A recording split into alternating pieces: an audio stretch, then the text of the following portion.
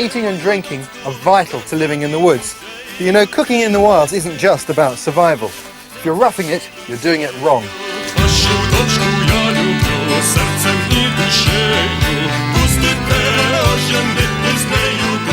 This hole in the ground is going to be an oven. We call this a hangi or an imu pit. And the way we cook in this is with rocks. We're going to heat these rocks on a fire built over this pit, and when they drop in, and they're good and hot, we put our food on top, put this rush mat over the top of the hole and seal out all of the air with the soil. Remember, you always need permission before you light a fire. It's really important when you choose your rocks that the rocks are dry. If the rocks are damp from riverbeds, they're flinty or concrete, they might explode. Even so, even with dry rocks, it's a good idea to back off once you're heating them. While the rocks are heating, I'm going to prepare a rabbit to cook in the pit. What I've got is some large burdock leaves to wrap the rabbit in and keep it clean. And I'm going to stuff it with some hedge garlic leaves. These will just give it a nice subtle flavour.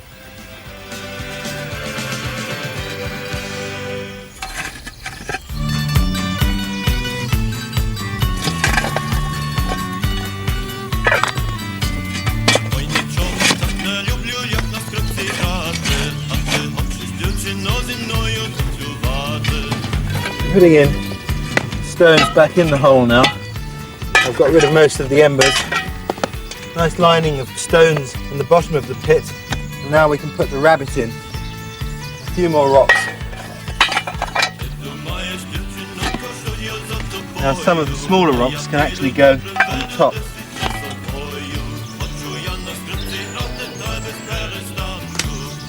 Now we're going to seal the heat in with the rush mat.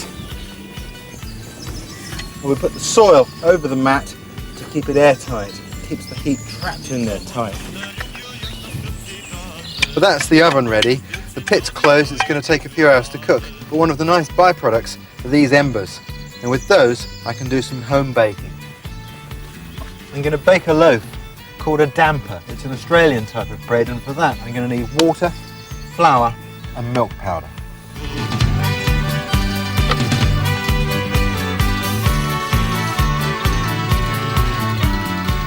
For our oven, we're going to use another billy can itself. With 3 small stones, I'll put these inside the lid and the lid of the smaller billy can on top of them so that they're raised up. And in here, I've put a layer of flour to stop the dough sticking or burning. And now, the main billy, this time upside down as a lid, and there we have it, a little oven all ready to go. This is where the embers come in useful. I just rake them back a little bit, like this.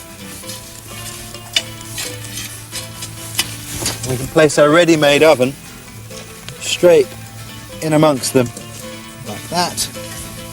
We leave that for about an hour. We should have a beautiful loaf of bread.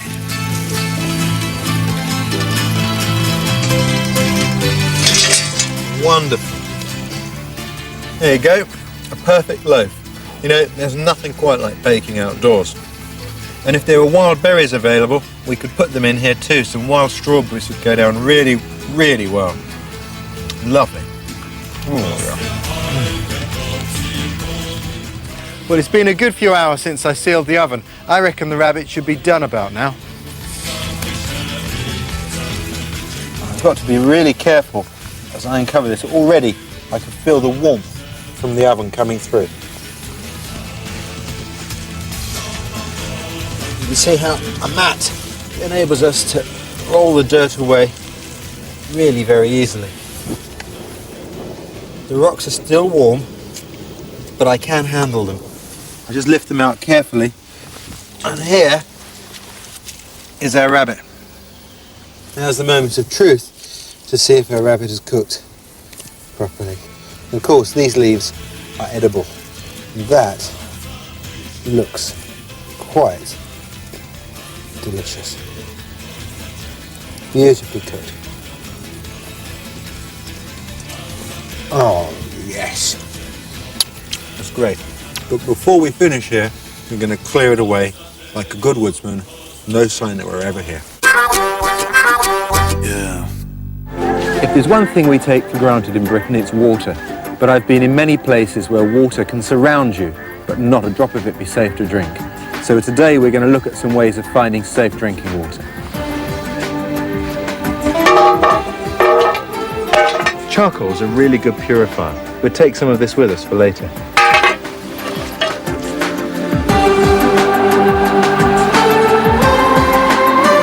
And here we are, we've come down into a boggy area. It's a bit heathy. There are lots of birch trees, which are also a good indicator that there's water likely to be around. Particularly though, in boggy areas, you find this wonderful plant. This is sphagnum moss. A green beddy jewel, look, springy, like a mattress. Now, this particular plant is really useful. It contains a lot of water. And it has a sterilizing effect on the water and can make it pure. It's even been found that sometimes you can reach into the peat underneath the moss and it can be very deep.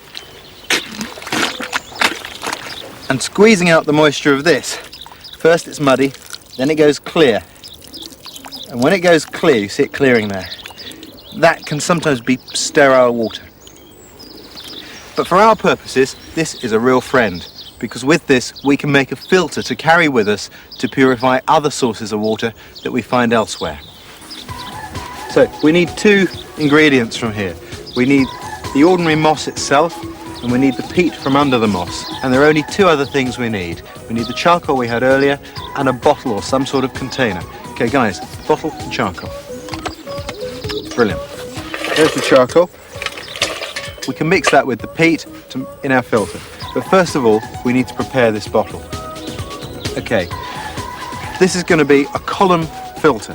In here we're going to put layers of materials we've gathered. So at the bottom we must make some holes, and at the top we need to open it up so we can pour in dirty water. Now we're ready. First thing we do is we take some of the ordinary moss. Pop that in the bottom, push it down really tight. That's great. Now we take the charcoal and the peat, mix the two together. Charcoal and peat go in. Again, push it down tight.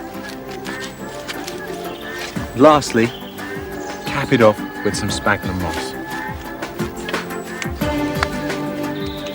There is our filter, ready to work. Doesn't look like much, but that could save your life. Here we are, time for a test.